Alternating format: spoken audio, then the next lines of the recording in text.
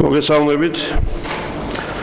მინდა რამოდენიმე განმარტება გავაკეთო პარლამენტის რიგარეშე სხდომის მოწვევასთან დაკავშირებით და პირველ რიგში აღვნიშნო, რომ საქართველოს პრეზიდენტის 2015 წლის 10 მარტის განკარგულების შესაბამისად 2015 წლის 13 მარტს 12 საათიდან მოწვეულია პარლამენტის რიგარეშე სხდომა. სხდომა მოწვეულია კონსტიტუციის და კანონის სრული დაცვით. შესაბამისად პარლამენტის აპარატი უზრუნველყოფს რიგარეშე სხდომის მუშაობაში მონაწილეობის მსურველი პარლამენტის წევრების და სხვა უფლებამოსილი პირებისთვის სათანადო ტექნიკური და საორგანიზაციო საკითხების მოგვარებას. ამასთანავე მინდა განვაცხადო, რომ პარლამენტის რიგარეშე სხდომა ძალიან მნიშვნელოვანი პოლიტიკურ-სამართლებრივი ინსტიტუტია და მისი სწორად გამოყენება და სწორად გააზრება არის უკიდურესად აუცილებელი. ჩვენს კონკრეტულ შემთხვევაში ჩვენი ოპონენტების, ამ შემთხვევაში საპარლამენტო უმცირესობის მოქმედებებიდან სრულად აშკარად ირკვევა, რომ მათი მთავარი ამოცანაა არა თავისთავად შემოთავაზებული საკითხის განხილვა და ლარის კურსის გამყარებისთვის ზრუნვა, არამედ საკითხის განხილვა რიგარეშე საგანგაშო რეჟიმში, ეს ერთი. მეორე, საკითხის განხილვაში პრეზიდენტის ჩართულობის უზრუნველყოფა და მესამე, ამ საკითხის თაობაზე დებატებით, რაც შეიძლება დიდი ხნის განმავლობაში მედია სივრცის გაჯერება. ეს სამი მთავარი დასკვნა, რაც მე გამოვიტანე ბოლო დღეებში განვითარებული მოვლენებიდან, ემყარება ძალიან კონკრეტულ ფაქტებს და ეს ფაქტები სხვა ვერაფრით აიხსნება, თუ არა უმცირესობის აღნიშნული სურვილით. იყოს საგანგაშო მდგომარეობა, პრეზიდენტი ჩაერთოს ამ საგანგაშო ამბებში და რაც შეიძლება დიდხანს ვილაპარაკოთ განგაშზე და უბედურებაზე.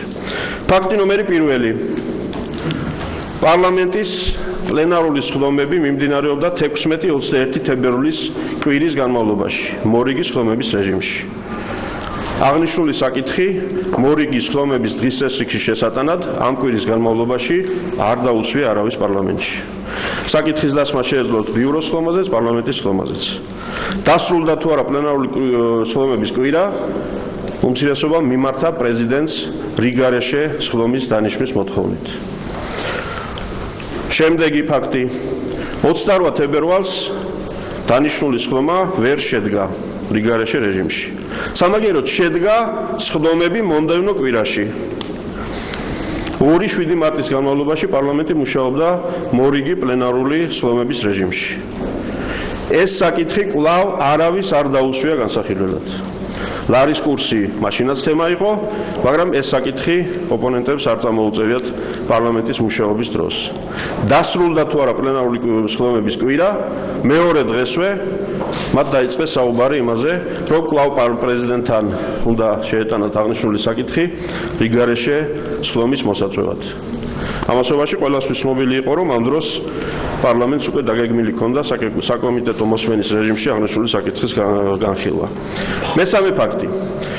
პარლამენტის 52 წევრმა ნაციონალური მოძრაობიდან პრეზიდენტს მიმართა მოეწვია რიგარეშე სხდომა, ციტირებ, რომელზეც განხილული იქნება საკითხი, რომელიც შეეხება ქვეყანაში არსებული მძიმე ეკონომიკური კრიზისიდან გამოსვლის მექანიზმებსა და საშუალებებს, საომავლოდ ქვეყნის ეკონომიკური განვითარების აუცილებელი გზების მოძიებას და ქვეყნის ეროვნული ვალუტის ლარის კურსის სტაბილიზაციისკენ მიმართულ ღონისძიებებს.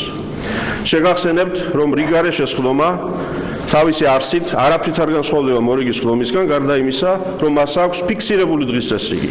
მაგრამ ფიქსირებულ დღის წესრიგში უნდა იყოს შეტანილი საკითხი, რომლის განხილვა შესაძლებელია. მე მეკითხებიან პარლამენტის წევრები, რა უნდა განვიხილოთ პარასკევს. კანონპროექტი არ არის ინიცირებული, კანონპროექტი არ არის შემოსული პარლამენტში. დადგენილების პროექტი არ არის ინიცირებული, არ არის შემოსული პარლამენტში. პარლამენტში შემოსულია საკითხი. მოდი ეს საკითხი განვიხილოთ. საკითხების განხილვას აქვს თავისი რეჟიმი. პოლიტიკური დებატები ჩავატაროთ? პოლიტიკური დებატები არ არის მოთხოვნილი დღის წესრიგში და პარლამენტი შეზღუდულია არსებული დღის წესრიგით. მთავრობას მოусმინოთ, ანგარიში მოვისმინოთ მათი. ესეც გათვალისწინებულია რეგლამენტით, მაგრამ ეს დღის წესრიგში უნდა იყოს შეტანილი, მაშინ რომ მთავრობის მოსმენა მოთხოვნილი და ეს უნდა განვიხილოთ ჩვენ.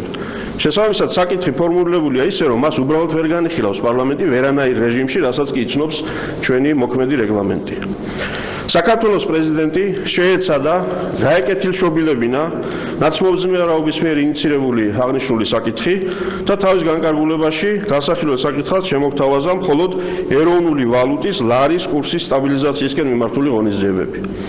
თავისთავად ეს საკითხი აქვს თუ არა პრეზიდენტს უფლება შეიტანოს ცვლილება მოთხოვნილ დღის წესრიგში ეს ცალკე სამშენებლო თემაა, მაგრამ ამ შემთხვევაშიც ყველა ის პრობლემა რაც მოგახსენებთ რჩება უცვლელი. ლარის კურსის სტაბილიზაციისკენ მიმართული ღონისძიებები რა რეჟიმში განვიხილოთ, რა განვიხილოთ, როგორ განვიხილოთ, ეს არის სრულიად უცნობი. რასთან გვაქვს საქმე? ჩვენი ოპონენტების არაკომპეტენტურობასთან? რა თქმა უნდა, არა. ნაცმოძრაობა შეიძლება ბევრი რამ დაწამოთ, მაგრამ ის რომ საპარლამენტო მუშაობის წესები და პრაქტიკა არ იციან, არა. ესე იგი, ერთადერთი ახსნაა. ამოცანაა მხოლოდ ხმაური, მხოლოდ საგანგებოების და საგანგაშოების რეჟიმის შექმნა და მეტი არაფერი.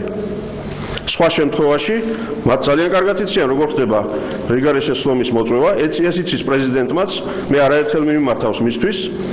აბატონო, როდესაც მოთხოვნილია რიგარეშე სხდომა, მითითებულია კონკრეტული კანონპროექტები, კონკრეტული ნომრების მითითებით, რომელი მოსმენით განიხილება, ვინაა მოხსენებელი, როგორ უნდა განვიხილოთ ის და ასე შემდეგ. ასეთივე აქტებია გამოცემული პრეზიდენტის მხრიდან, როდესაც საქმისადმი საქმიანი დამოკიდებულება აქვთ ინიციატორებს. შესაბამისად, ჩვენ პარლამენტმა უნდა დავიცვათ ჩვენი კონსტიტუციური უფლება და არ უნდა მივცეთ არავის საშუალება. არც უმცირესობას პარლამენტის წევრთა 1/4-ს, არც მთავრობას მომავალში, არც პარლამენტის თავმჯდომარეს და ამ სამ სუბიექტს აქვს რიგარეშე სხდომის მოწვევის ინიციირების უფლება. რომ კონსტიტუციური მექანიზმები ისე იქნეს ახმული და გამოყენებული, რომ მაგალითად მთავრობამ ხვალ გადაწყვიტა, რომ 5 საკითხის განხილვა მიაჩნია მას საჭიროდ რიგარეშე სხდომის რეჟიმში. მიმართავს პრეზიდენტს, პრეზიდენტი დააკმაყოფილებს თუ არ დააკმაყოფილებს, მაშინ უნდა შეიკრიბოს პარლამენტი და იმსჯელოს იმ სამ საკითხზე. ან შეიძლება 37 საკითხზე. მერე პარლამენტის თავმჯდომარე გადაწყვეტს, რომ მოდი მე ვთვლი, რომ 30 სხვა საკითხია განსახილველი. და ესე იგი რა გამოდის? პარლამენტი ან მისი 1/4-ის, ან პარლამენტის თავმჯდომარის, ან მთავრობის მიერ უნდა იმართებოდეს და მან განსაზღვროს, რაზე იმუშაოს პარლამენტმა, რა თემები გადადოს უკან და რა თემები განიხილოს პირველ რიგში. რა თქმა უნდა, არა. შესაბამისად, მოქმედი კონსტიტუცია და კანონმდებლობა ადგენს იმას, რომ რიგარეშე სხდომის მოწვევის ინიციატორებს აქვთ უფლება გამოვიდნენ ამ ინიციატივით. პრეზიდენტი ამ პროცესში ჩართულია უფრო პოლიტიკური კუთხით, იმიტომ რომ მას არ შეუძლია დაბლოკოს სხდომის გამართვა. თუ ის იზიარებს არგუმენტებს, რომ სხდომა საჭიროა, საკითხი საჩქაროა და როგორც ჩანს პრეზიდენტმა ამ შემთხვევაში ეს ასე გაიაზრა და ასე გაიზიარა, მაშინ ნიშნავს სხდომის თარიღს. თუ არა, პარლამენტს შეუძლია მაინც შეიკრიბოს. მაგრამ პარლამენტი უფლებამოსილია მხოლოდ იმ შემთხვევაში, თუ ამ საკითხის საჭიროობას და საგანგებოებას და დროულობას მიესალმება პარლამენტის წევრთა ნახევარზე მეტი მაინც. ერთი ძალიან მნიშვნელოვანი განმარტება ამ კონკრეტულ საკითხში. ვინაიდან რიგარეშე სხდომის შემთხვევაში დღის წესრიგი არის ფიქსირებული. დღის წესრიგის კენჭი არ ეყრება პარლამენტის სხდომაზე. შესაბამისად, პარლამენტის სხდომაზე რეგისტრაცია, ანუ გამოცხადება, ნიშნავს უკვე რომ დაიწყო სხდომა მოწვეული დღის წესრიგით. ამიტომ არის ეს მნიშვნელოვანი ამ შემთხვევაში, რომ პარლამენტის წევრი, რომელიც თვლის, რომ ეს არის ხმაური ხმაურისთვის, ეს არის არასერიოზული დამოკიდებულება საქმისადმი, მისი პარლამენტის სხდომაზე მისვლა უკვე ნიშნავს, რომ ის ჩართულია ამ პროცესში. ანუ მან მისცა თავისი დადებითი ხმა იმას, რომ დიახ განვიხილოთ დღეს ეს ერთი საკითხი, ზეგ სხვა 7 საკითხი, მერე მთავრობას რომ მოაფიქრდება რამე ის, მერე პარლამენტის თავმჯდომარეს რომ მოუაზრათ და ასე შემდეგ. ამიტომ რიგარეშე სხდომა ეს არის სამართლიური პოლიტიკური ინსტიტუტი და პარლამენტის წევრები აკეთებენ პოლიტიკურ არჩევანს. მოდიან სხდომაზე, ანუ ეთანხმებიან ამ საკითხის ასეთ რეჟიმში განხილვას, თუ არ ეთანხმებიან. ამაზე მიუთითებს პარლამენტის რეგლამენტი, რომელიც ამბობს, რომ რიგარეშე სხდომების გაცდენა არ ისჯება არაფრით. ანუ პასუხისმგებლობის ის ნორმები, რომლებიც დადგენილია მორიგის სხდომებისთვის, ნახეთ 296 მუხლი პუნქტი 12. ზოგიერთი ექსპერტი რომ ნახევრად კითხულობს ამ მუხლს. რომ არასაპატიო მიზეზით გაცდენა ის რაც მორიგის სხდომებისაა დადგენილი, რიგარეშე სხდომებს არ ეხება. იმიტომ რომ კანონმდებელმა ეს გაიაზრა და გაითვალისწინა. შესაბამისად, საბოლოოდ მინდა მოგახსენოთ, რომ ამგვარი დამოკიდებულება სახელმწიფოებრივი მნიშვნელობის საკითხებისადმი, რასაც ოპოზიცია იჩენს. ეს არის ოპოზიციის უფლება და კონსტიტუციის და კანონის ფარგლებში დესტრუქციული ქმედებებით ეს არის მათი უფლება, ამას ვერავინ ვერ შეზღუდავს, გარდა ამორჩევლის არჩევანისა არჩევნებზე და მე ეს ყველაფერი არ მიკვის. მაგრამ ასევე მიმართავ ჩვენს კოლეგებს ოპოზიციიდან.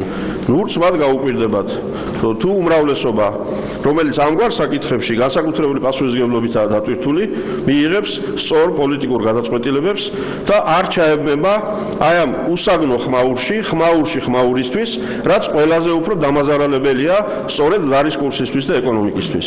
ჩვენ ამ საკითხების განხილვისთვის მზად ვართ საქმიან რეჟიმში, ხვალ ჩატარდება საკომიტეტო მოსმენები ამ საკითხზე, დარგობრივი ეკონომიკის კომიტეტი გამართავს სხდომას თვალსწრების 3 საათზე, ამას დღეს გამოაცხადებენ. საპარლამენტო სხდომის რეჟიმში არაერთხელ განვიხილია მსგავსი საკითხები და მზად ვართ განვიხილოთ, მაგრამ ვერ ავყვებით პოლიტიკურ ოპონენტებს აი ამ საგანგებო რეჟიმის და საგანგებო ვითარების დამკვიდრების მცდელობაში. დიდი მადლობა. ბატონ დავით რუსთავიორი, თამარ ბაღაშვილი. ბატონ დავით, თქვენც ახსენეთ, რომ პრეზიდენტმა გაიზიარა ნაციონალური მოძრაობის მოთხოვნა რიგგარეშე სხდომასთან დაკავშირებით და გუშინ უმრავლესობის წევრები თავიანთ კომენტარებში არ მალავდნენ, რომ ისინი იყვნენ განაწყენებულები პრეზიდენტზე, იმის გამო, რომ როგორც თავად ამბობდნენ, პრეზიდენტი წამოეგო ნაციონალური მოძრაობის პროვოკაციას. თქვენც ასე თვლით, რომ პრეზიდენტი ნაციონალური მოძრაობის პროვოკაციას წამოეგო და რამდენად ადეკვატური იყო ამის შემდეგ უმრავლესობის გადაწყვეტილება, რომ ისინი არ მისულიყვნენ პრეზიდენტის სასახლეში ოკუპირებულ რეგიონებში არსებული ვითარების განსახილველად. თქვენ ახსენეთ სიტყვა ნაწყენი. ვინც ნაწყენია, ცივი წყალი დალიოს. ბევრი მაქვს მათ შევარში მობრძანდნენ ყველა მხრიდან. პოლიტიკაში მყოფმა ადამიანებმა უნდა გაიკეთონ აცრა ნაწყენობაზე, გაბრაზებაზე, გაბუტვაზე და ამ ტიპის კატეგორიებზე. ამასობაში ჩვენ ყველამ მოქალაქეებმა, ჟურნალისტებმა უნდა ასევე გავიკეთოთ გარკვეული აცრები და პოლიტიკოსებს შორის უთანხმოება, რაღაც საკითხზე ვერ შეთანხმება არ წარმოვიდგინოთ როგორც აპოკალიფსური მოვლენა, ვინაიდან ამ საკითხში მე არ ვეთანხმები ვინმეს, ესე იგი არც ერთ საკითხში არ დავეთანხმები, საერთოდ თვლი რომ ვიღაცა ცუდი კაცია და საერთოდ ასე შემდეგ. ასე არ არის ეს საქმე. ჩვენ ყოველდღიურად განსახილველი გვაქვს უამრავი საკითხი.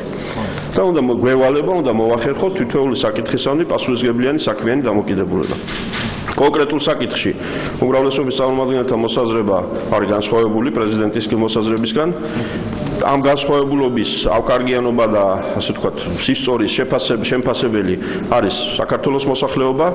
მე არ ამგონია, რომ პრეზიდენტი ვინმეს ანკეტს წამოეგო, პრეზიდენტი თავისი პასუხისმგებლობით და თავისი გადაწყვეტილებებით მოქმედებს. პრეზიდენტი ცდება ხანდახან, პარლამენტის თავმჯდომარე ცდება, მთავრობის წევრი ცდება, ოპოზიცია ცდება, შეიძლება ასე მოხდეს, მაგრამ ეს არ ნიშნავს ვინმეს ანკეტზე წამოგებას.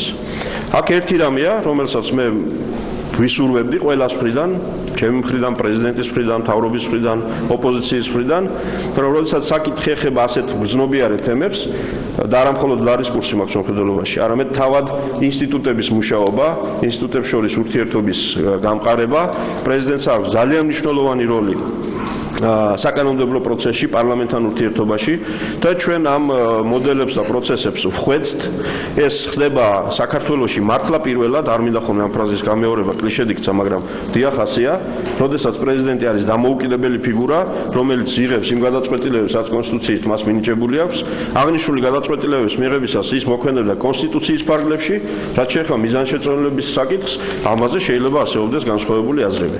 მე პირადად ჩემი აზრი მოგახსენეთ, იმიტომ რომ მე ვალდებული ვარ პარლამენტის როგორც ინსტიტუტის როლიც გამოვკვეთო ამ პროცესში, ისიც მივუთითო ოპონენტებსაც, საკუთარ თავსაც, თავრობასაც, პრეზიდენტსაც, რომ ნუ გვექნება ისეთი წარმოდგენა, რომ ამ დაგვარი მექანიზმებით, თქვათ, რიგგარეშე სხდომების მოწვევის მექანიზმებით, ჩვენ რაღაცა, თქვათ, პოლიტიკურ პროცესს სხვა მხარეს წავიყვანთ.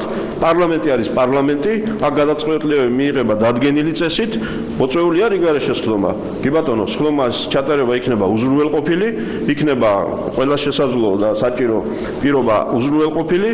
რაც შეეხება შინაარსობრივ მხარეს, აქ უნდა შევეძლოთ, რომ იქნება ხანდახან განსხვავებები. აქ არ არის არანაირი კატასტროფა. ყველა საკუთარ გადაწყვეტილებებზე ვაგებთ პასუხს.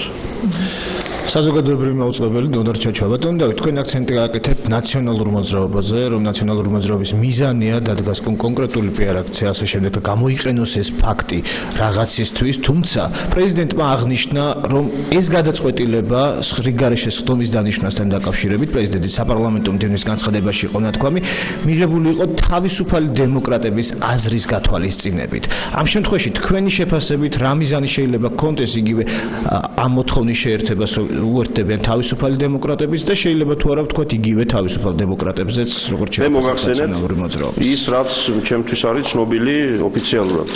მე ვიცი რომ ნაციონალური მოძრაობის წარმომადგენელმა 42 დეპუტატმა მიმართა პრეზიდენტს სხდომის მოწვევის ინიციატივით.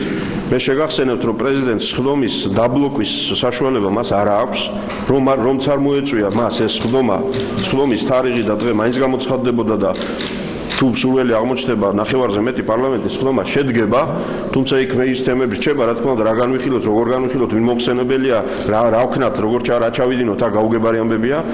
ბატონმა გაბაშვილმა მომწერა წერილი გუშინ, რომ უზრუნველყო მე მთავრობის წევრების დასწრება ამ სხდომაზე. ისევ და ისევ, არც ბატონი გაბაშვილი და არც სხვები არ არიან პარლამენტის რეგლამენტში გაუთვითცნობიერებელი ხალხი. და ძალიან კარგად იციან, რომ მე არავის მოწვევა სხდომაზე ასე მოდი დაჯექი და ვიჯექი ცოტა ხანი. ეს არ შემიძლია. იმიტომ რომ მთავრობის მოწვევას აქვს თავისი წესი და რიგი. მთავრობა უნდა მოიწვია ანგარიშის მოსასმენად, კითხვებზე პასუხის გასაცემად, საკითხის განხილვაში მონაწილეობად, მოხსენებლად და ასე შემდეგ. მე ამ გადაწყვეტილებიდან, რომ მოწვეული იქნეს სხდომა ლარის კურსის სტაბილიზაციის საკითხის განსახილველად, ვინ მოვიწვიო, რა მოვიწვიო, რა განვიხილო, ეს ბუნდოვანება რჩება, მაგრამ თავისთავად პრეზიდენტი ამ სხდომას ვერ დაბლოკავდა. პრეზიდენტი თავისი გადაწყვეტილებით უბრალოდ გარკვეულწილად პოლიტიკურად შეეხმიანა ამ პროცესს და ეს მისი უფლებაა. მას შეუძლია კანონზე არ მოგვიწონოს და ვეტო დაადოს, ეს მისი უფლებაა. ამას უნდა შევეგუოთ, რომ ზოგჯერ ჩვენ ამ უფლებებს ხანასე გამოვიყენებთ, ხან ისე. რაც შეეხება ჩემს კომენტარს თუ ჩემს პოზიციას იმის თაობაზე, რომ სინამდვილეში რა მიზანს ემსახურება ეს ყველაფერი, ეს ემყარება ფაქტებს. მორიგის სხდომების დროს, როდესაც ყველა ერთად ვიყავით, ბიუროები იმართებოდა, სხდომები იმართებოდა, ლარის კურსი ხანზევით მიდიოდა, ხანქვევით მიდიოდა. ამ საკითხის განხილვა, რატომღაც არ იყო საჩქარო, რატომღაც არ იყო რიგგარეშე, რატომღაც არ იყო საგანგაშო, და დამთავრდა თუ არა სხდომები ქუთაისიდან თბილისამდე მომავალი გზაში ადგენენ ხელმოწერებს, რომ პრეზიდენტო ზეგ მოიწვია სხდომა. ეხლა რა დავასკვნა მე აქედან მეტი? გარდა იმისა, რომ ამოცანაა რიგგარეშეობა და საგანგაშოობა, და არა თავისთავად საქმე და თემა.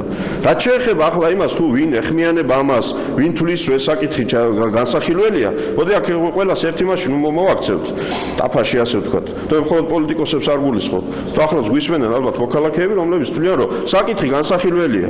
კი ბატონო, შეიძლება რაღაცა თulis რომ განსახილველია. მაგრამ განსახილველობას ჭირდება გარკვეული პროცედურები.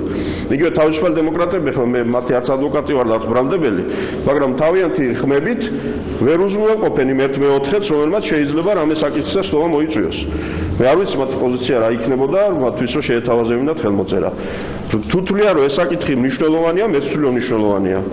განხილვა როგორ უნდა მოხდეს? უნდა მოხდეს არსებული წესებით და კანონებით და პროცედურებით და ხვალ არის ეს განხილვა. რამე სხვა არის საჭირო, კი ბატონო, ის სხვაც განვიხილოთ. მაგრამ გაგვიჩნდეს განცდა, რომ საქმე გვაინტერესებს და არა ეს ყველაფერი მის გარშემო. ამასობაში კიდევ ვიმეორებ, ეს არის კონსტიტუციური უფლება.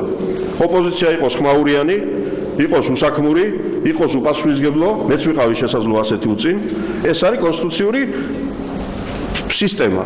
თავარია კანონი არ დაარღვიონ, დანარჩენ რაც უნდა ის გამოიყენონ. უბრალოდ პატარა ნიუანსი აქვს. რომ ეს კანონი და კონსტიტუცია უმრავლესობასაც შეუძლია წაიკითხოს და საქმიდან გამომდინარე გამოიყენოს საკუთარი უფლებები.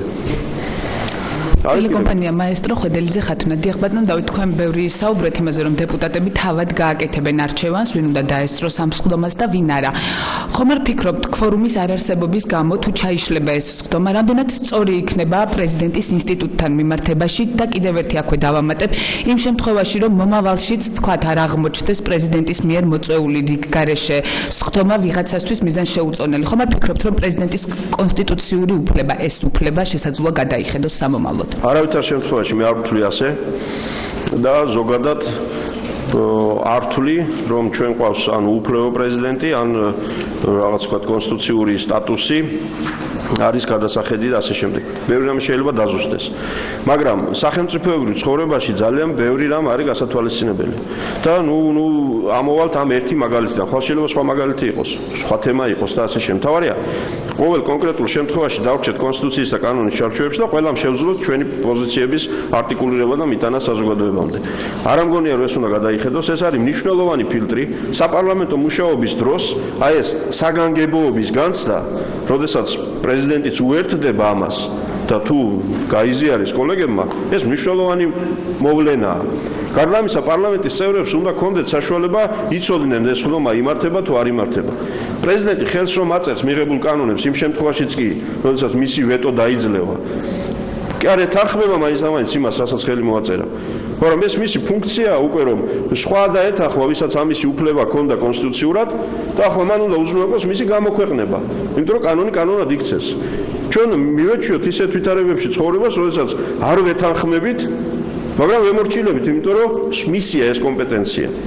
ამიტომ არ მგონია რომ თუ სხდომა ჩაიშლება, ეს იქნება პრეზიდენტის ინსტიტუტის შეურაცხყოფა, არავითარ შემთხვევაში, და მე არ აღვიქვავ ისეთი მოვლენას, თუ პრეზიდენტი კანონპროექტს ვეტოს დაადებს კანონს, რომ ამით მან შეურაცხო პარლამენტი, ეს ძალიან ესეთი კატეგორიებია.